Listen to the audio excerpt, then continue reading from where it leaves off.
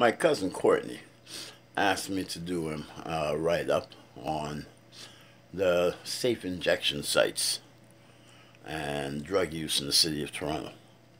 But as my cousin should know, I do a lot of videos because my eyes are very poor and it's very difficult to write because when you're writing it is in details and you have to make sure everything is correct.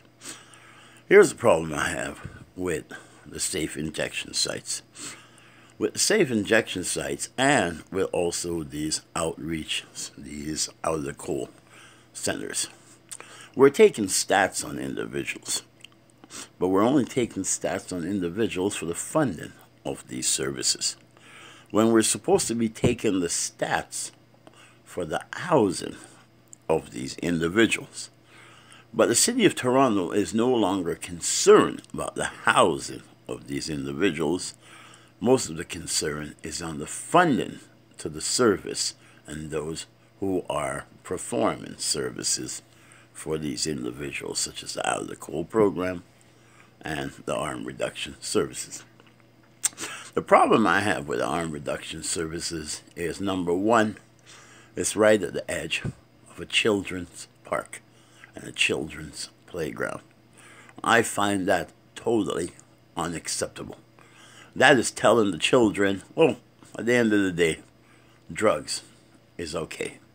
At the end of the day, drugs is where we end up. Number two, when we're doing needle injections, we're dealing with blood. We do not know what type of health provisions is being taken, not only to protect the addicts, but to protect the public. Because you remember, the public are coming in contact with these addicts day by day. Are we making sure that after they inject, that you are bandaged up properly? So if you have HIV, if you have hepatitis, if you have AIDS, or if you have other forms of diseases, it's no longer exposed to the public. Another problem I have is that the injections are being done by other addicts or volunteers who are other addicts. What is the attention being put on hygiene? Because remember, the addicts come back into society once the arm reduction sites are closed. Another problem I have is that you're open specific time, but you're closed. So that means when you are closed, the addicts must go somewhere else to go do their drugs, which normally is in disgusting, infested stairwells.